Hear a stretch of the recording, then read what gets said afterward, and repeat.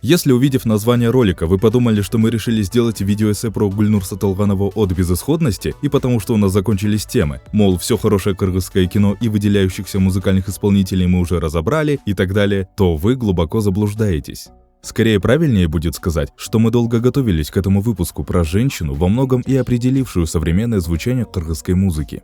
Некоторые из исполнительниц, к которым мы относимся с огромным уважением, например, Каныкей, Аима Элчиева, Рукия Тантаева и другие, обязаны во многом именно героине нашего сегодняшнего ролика, уже подготовленной аудиторией, инструментарием и манерой вокала. То есть, по сути, именно она проторила тропинку для остальных, и узнаваемый нами сегодня звук – это ее заслуга. С вами, как всегда, редакция Evidence. Давайте вместе взглянем на то, как примадонна кыргызской эстрады Гульнур Сатылганова изменила музыкальные вкусы всего кыргызского общества.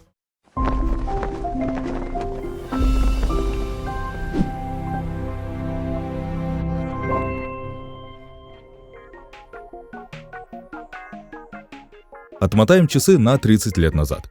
Представьте себе 90-е, только что развалился Союз. На местный рынок хлынул поток из зарубежной, качественной и не совсем музыки. Глаза местного слушателя разбегались из-за огромного выбора и ассортимента. Что же в этот момент происходило с кыргызским слушателем? Выбор был, но существенно меньше. Местную сцену представляли Динара Акулова, Айчурек Иманалиева, Роза Аманова.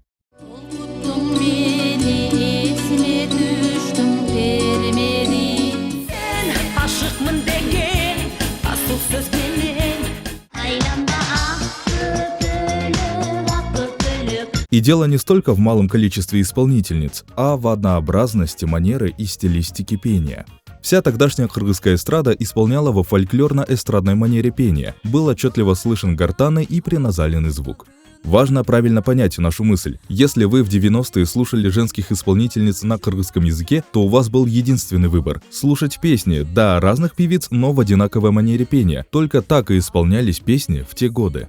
Совершенно ничто не предвещало кардинальных изменений, и в этой безальтернативной музыкальной среде вдруг как гром среди ясного неба появляется музыкальная исполнительница, которая просто переворачивает все представление о звучании в те годы, да настолько, что и по сей день, вне зависимости от того, где вы находитесь, будь то кабинка караоке в центре Бишкека или застолье в отдаленном селе, везде вы услышите это звучание, привнесенное в индустрию Гульнур Сатылгановой.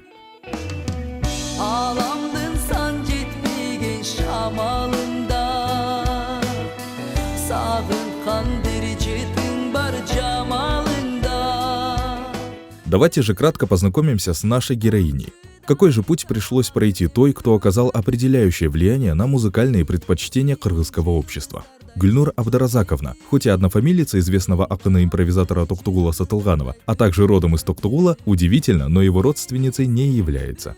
Она родилась 1 ноября 1968 года, седьмым ребенком в обычной многодетной семье. Несмотря на то, что у родителей Гульнур не было музыкального образования, ее отец, зоотехник Абдаразак Сатылганов, очень хорошо играл на кумузе, а мама, шеф-повар в детсаде Анархан Мамбеталиева, имела сильный голос с красивым тембром. Возможно, поэтому наша героиня с детства мечтала стать певицей, и после окончания школы в 1985 году она приезжает в столицу поступать в Институт искусств имени Бейшеналиевой, но, к сожалению, опаздывает на экзамен, и ей приходится учиться на кондитера. Спустя пару лет, хоть и со второго раза, но она все же поступила туда на отделение хорового дирижирования. Окончив его в 91-м, работала в театре Кудулдар, позже в труппе Арсена Умуралиева. Параллельно с этим, вместе с другом Эриком Кадырбаевым, они создают музыкальную группу «Агым». В том же году став участниками конкурса «Тяньшань-91» и выиграв его. Но уже в следующем году группа распадается, а Гульнур выходит замуж.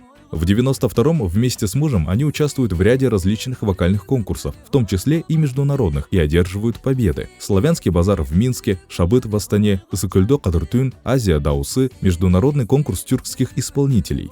Важно отметить, что поначалу ее пение с непривычки вызывало отторжение как у педагогов, так и у слушателей. Ни для кого не секрет, что часто, чтобы победить во время подготовки к конкурсам, исполнители подстраиваются под жюри и изучают ограниченный репертуар и технику вокала, которые конкурсные жюри уже до этого пропускали. Показательно то, что Гульнур Сатылганова же побеждала на конкурсах, не пытаясь адаптироваться, а приучая слушателя и влюбляя его в свой звук. Таким вот образом, она постепенно оттачивает свое мастерство, занимая первые места на конкурсах и обретая популярность, пока и не происходит ключевой момент, когда ей удается полностью перевернуть представление кыргызского слушателя о том, каким может быть звучание кыргызской музыки. Давайте теперь детально разберемся с тем, что же прям такого удивительного и особенного в ее музыке. Ну, во-первых, самое главное – это простота звукоизвлечения. Давайте сперва послушаем краткий отрывок из песни «Ысыккөл вальсы», не нуждающегося в представлении Калыя Молдобасанова.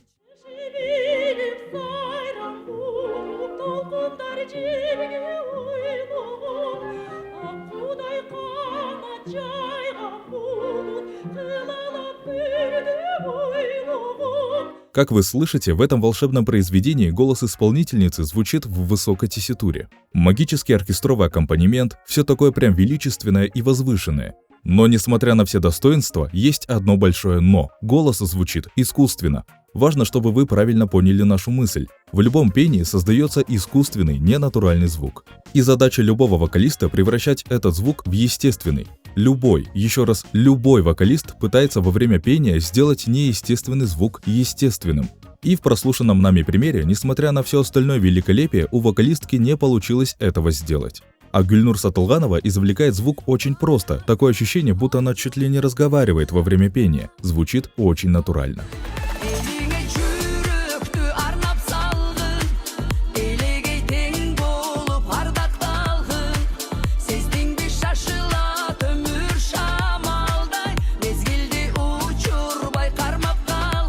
Согласитесь, ощущение, будто бы она сейчас допоет, сойдет со сцены и точно таким же голосом заговорит с вами. Во-вторых, давайте поговорим о ее вокальных данных. Она альт, то есть, выражаясь простым языком, ее тип голоса относится к низким по тесситуре женским голосам. Давайте для наглядности приведем вам пример из мировой западной классики, песню в исполнении Нины Симон.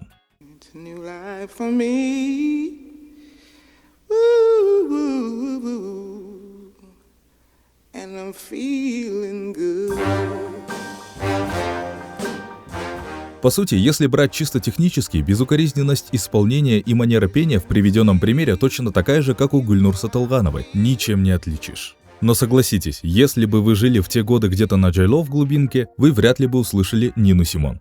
Нельзя забывать, что мы говорим о 90-х. Это сейчас для нас и для тогдашнего западного слушателя довольно привычный звук. Для кыргыза из 90-х совершенно чуждый, незнакомый, дикий. А тут вам исполняют песню такого же качества, как у Нины Симон, на родном кыргызском языке, еще и на очень близкие вам темы. Кстати, о темах. Сатылганова не просто перепевает уже известные существующие кыргызские песни на новый манер, а создает свои, собственные, жизненные, о наболевшем, остающиеся актуальными и по сей день. Обратим внимание на несколько ее известных песен. «Аксанат».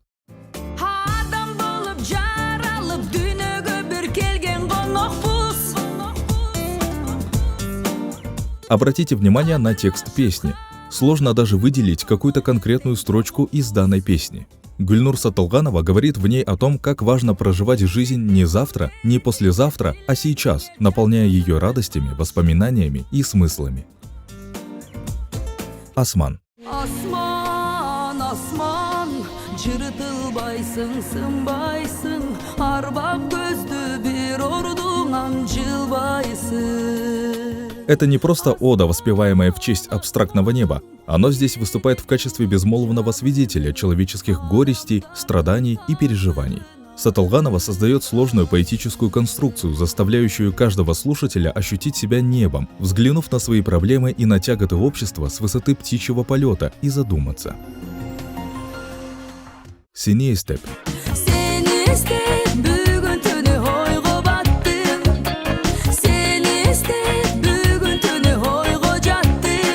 Конечно же, в ее дискографии не может не быть песен о том, что в той или иной мере заботит каждого человека, о любви. Но в отличие от классических треков других исполнителей, Гүльнур Сатылганова использует очень поэтичные метафоры для описания чувств только что влюбившейся молодой девушки.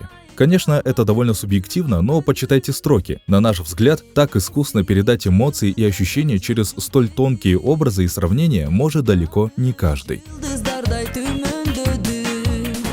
Нандын жыты. Жаңы бышкан нандын жыты,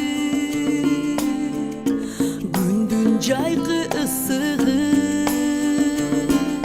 Это произведение, как никакое другое, погружает слушателя в кыргызский уклад жизни и быт. В этой песне прекрасно не столько то, как Сатылганова использует непосредственно сами кыргызские мотивы и мелодию для воссоздания атмосферы кыргызского быта, а в том числе и глубокий текст, который как минимум заставит вас почувствовать знакомый с детства запах и вкус свежевыпеченного хлеба из рук вашей эне.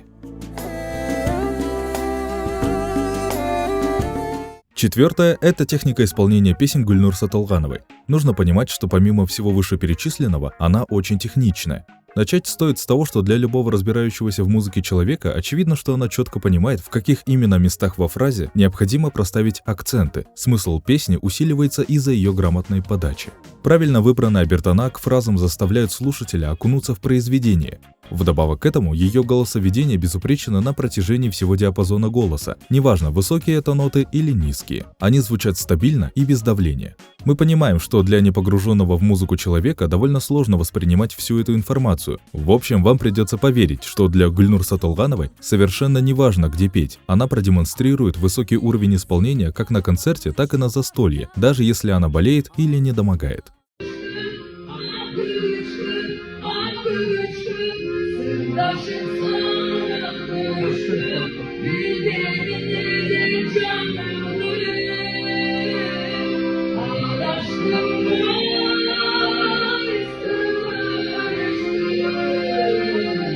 Вслушайтесь, даже через этот ужасно записанный звук с телефона слышно то, как качественно она поет и в насколько фирменном стиле. Такое не остается незамеченным среди народа. Именно поэтому, если задаться вопросом, когда она была на своем пике популярности и в так называемом прайме, правильным ответом всегда было и будет сейчас.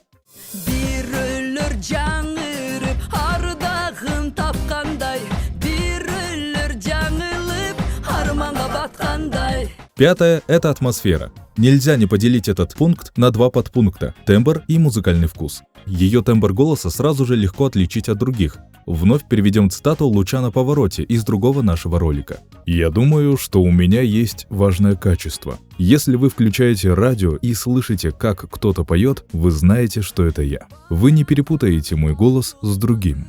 Точно так же и тембр голоса нашей героини, не спутать ни с кем другим. Меланхоличный, глубоко посаженный тембр с окрасом и обертонами призвука виолончели и контрабаса.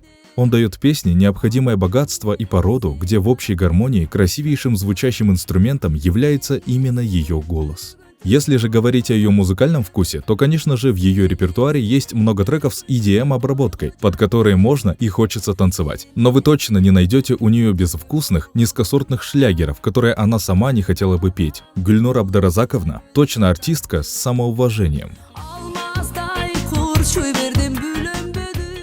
Теперь, когда мы разобрались с тем, благодаря чему же она является примадонной кыргызской эстрады, нам лишь осталось ответить на вопрос, а какое же наследие она за собой оставила? Тут все довольно просто. Гульнур Сатылганова – женщина, которая смогла привить массам вкус к вот этой вот чуждой манере пения. Раньше так не пели, и это факт. Поймите правильно, она первая, кто не просто заявил о том, что существует что-то иное помимо привычного всем приназаленного звука в пении, она заставила всех принять, что это тоже кыргызская манера пения. А это, представьте себе, какая сложная задача. То есть, смотрите, раньше был вот такой вот звук.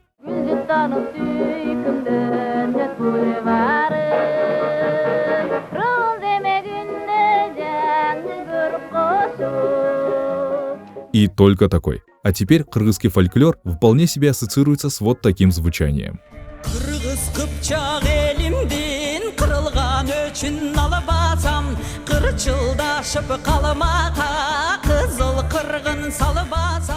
Это сейчас, в 2025 году, может показаться, что такой звук всегда ассоциировался с кыргызским фольклором, но это не так. Это именно звучание, возникшее под влиянием Гульнур Сатылгановой. То есть, подводя итоги, говоря о ее вкладе в местную музыкальную индустрию, можно смело заявить, что практически каждая современная музыкальная исполнительница, которую вы слышите по радио, когда куда-то едете, или чьи клипы крутятся сегодня в YouTube, в той или иной мере обязана этим нашей примадонне. А с вами была редакция Evidence. Увидимся в следующих выпусках.